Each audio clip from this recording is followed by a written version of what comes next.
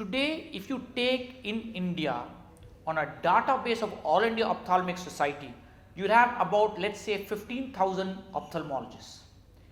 Give another 15,000 ophthalmologists will be there who are not in the database. So we must be having approximately more than 30,000 eye doctors in India alone. Now the number is one, but a bigger story is what about the technological advances and top eye care? Today, hospitals from Kashmir to Kanyakumari are giving top quality eye care to everyone. And this is not only the top clientele, but even the middle class and the lower middle class. This helps us get patients in medical tourism from other countries, SAARC countries, because they have able to come here, get good quality eye care treatment and go back at an affordable cost. So, if you talk of the quality of doctors, it is on the top of the pyramid. The hospitals are on top of the pyramid, and that is why I say India is one of the best countries for eye care treatment. The problem in eye care, or actually if you say even health care as a whole, eye care becomes even more complicated with you are dealing with a very small organ and we are playing in microns. That means if I make a 5 micron mistake, it can make a difference from sight to blindness. The biggest challenge is technical skill. What we have to do is train the doctors into moving out of old-fashioned techniques to new techniques, because then only the quality of repair of eye care goes to the top notch. The healing process becomes faster. The patients are able to go back to work immediately. For example, take a farmer. He comes for eye care treatment. If you are doing an old treatment which takes him 45 days rest, like an old technology of cataract surgery, he has to take off for 45 days. Imagine he is off work for 45 days. Imagine today with this new technologies of phaconet or phaco, where we are doing through sub 1 millimeter incision cataract surgery, he goes back to work immediately the next day. There is no chances or very negligible chances of infection. What will happen? The country as a whole is going to come up. This should not happen only in the metros like Chennai, Mumbai, Delhi. It has to percolate to the peripheral areas like Neyvelis or some small center in the north, a small center in Bihar, a small city in UP. They all have to give high quality, affordable eye care, and that is the challenge. Let's take statistics. India has got about 12 to 18 million blind. When you are talking of statistics like this, if you take a population of Australia, it will be about that much. In other words, your population of blind is equivalent to the population of Australia. Now, out of this, 55% is because of cataract. In other words, if you take statistics of 12 to 18, you have approximately 9 million blind because of one disease, cataract, which is treatable and easily treatable. If someone has got cancer and I say I cannot treat, I can understand it.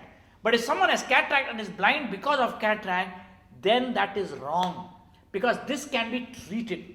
So whereas the problem here is, one is misconception. The patient has a feeling he has to wait for the cataract to mature before he goes for surgery, which is wrong. If he comes to this ophthalmologist earlier, he gets treatment faster, because if the cataract becomes ripe, it bursts and falls down. So whether he is in any city, whether it's a Vellore or Neyveli or any place, if he goes to the eye doctor earlier, he gets treated. The second biggest problem in India is diabetes, because diabetes produces not only cataract but produces bleeding in the eye, and because of all this, various complications can happen. So these are the two main factors in eye care problems. But then there are various others. but these are the two main issues. One of the techniques which was started in Agarwal Eye Hospital was a technique in 1998 which we started called phaconet. The normal cataract surgery is done through 12 millimeters. In America, they brought it down to 3 millimeters. Then in 1998, we brought out a technique called phaconet, which is going through sub 1 millimeter incision. What is the advantage? If I have a 12 millimeter cut, I have a scar. If I have a 3 millimeter, I have a small scar. But if I have a sub 1 millimeter, it is a negligible or no scar. Second issue is, always after cataract surgery, we implant an artificial lens or an IOL. Many cases like bob blast, complications in cataract surgery, trauma, some developmental abnormalities, the lens cannot be fixed. Now what will I do? I can't leave him without glasses, without an IOL inside. So what we do is, we started a technique in 2007 called glued IOL. In other words, we are using glue to fix a lens in an eye. Now remember, if you take a piece of paper and stick with adhesive, that is synthetic glue. The glue which we are using is taken from blood. It is absolutely safe. This is tissue glue. When it's taken from blood and purified blood, and you use that as glue, using that I can fix a lens in the eye. Another issue which we started recently in 2013 is a new technique of eye transplantation called PDEK, or pre-desmase endothelial keratoplasty. What is this? Simple. I am taking 25 micron, just like a hair, from an infant who has died or a young person who has died. When I take 25 micron only from that person's cornea, I implant it into an adult's eye. It's like fountain of youth. Stem cell starts regenerating in this, and the eye which is diseased and blind because of some corneal disease, bad scarring, clears. In other words, PDEK is the next revolution or the future of corneal surgery, because in this I am able to take a 25 micron tissue from an infant or a young donor, put it into an adult and transform a bad eye to a normal youthful eye. These techniques which I am talking are not first time in India. These are first time in the world, and they're all done from India, and that's what helps India to go to the top of the pyramid, because today others in America, in Europe are going to follow this technique and are already doing these techniques, which helps India go to the next level. Tell us something about your expansion plans. Today, Agarwal Group of Hospital has got about 60 hospitals all over, in which we have got 12 hospitals in Africa and 1 in Cambodia. The rest are covered in Andhra Pradesh, obviously Tamil Nadu, where Chennai is the main. We have got in Karnataka, we have got in Orissa, and also Rajasthan. What is the game plan? We have now about 2,500 staff with more than 250 doctors, and every day approximately 10,000 patients are being seen in a single day in Agarwal, and approximately 10,000 surgeries a month are happening. Our game plan is, by 2020 we will touch 200 hospitals. So once you touch 200 hospitals, we are looking at expanding not only in India, but we are looking at Africa as a whole. We'll be looking at Vietnam, Philippines, in this side also. Overall, to make the Agarwal Group expand globally, and that is the vision.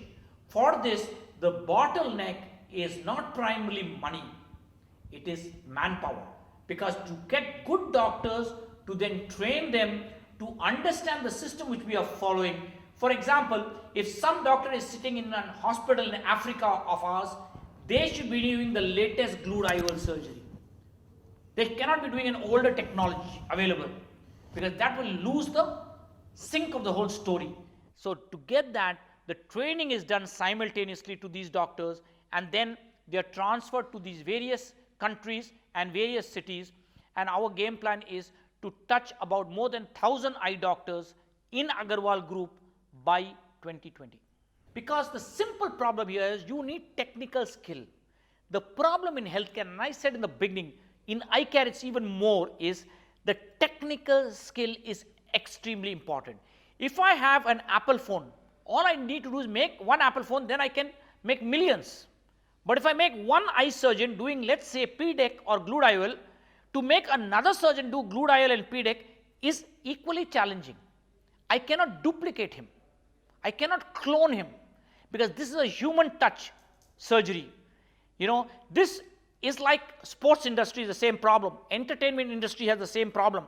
Same way, healthcare has the same issues. And when you go smaller and smaller like eye, where you're playing with few microns, this and that, the complexity of the surgery becomes more.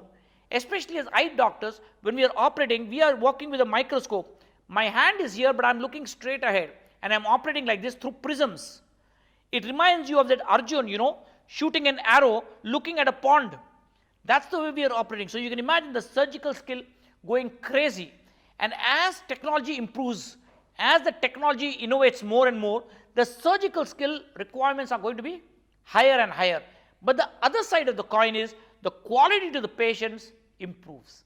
That's the big plus, because the patients are able to get better eye care at an affordable cost and quicker recovery. IT is huge, huge in medicine, because see, today take an Apple phone. With this I can take photographs. I have my documentation purpose available. Today with the IT game, takes smartphones, today a patient can assess his visual acuity himself. He can check his color vision. If he has a small retinal problem, he can diagnose it, come to the doctor immediately. Where do we play? Also in another front. If some patient is there in some small city somewhere, all they do is they send the images through WhatsApp to me or through email to me. Immediately I have my diagnosis in hand and I can treat. So IT is extremely important in healthcare, more so in eye care. Oh, it's already there. It's already there. That's why we are expanding. You can see now Agarwal Hospital, if I am telling you in 2015 you're 60 hospitals, and by 2020 our target is to touch 200 hospitals, you can imagine we are growing at a massive expansion rate. And this sort of an expansion is happening only because there is a need. The patients need it, and that's why we are able to expand. If there was no need, obviously we will not be able to expand.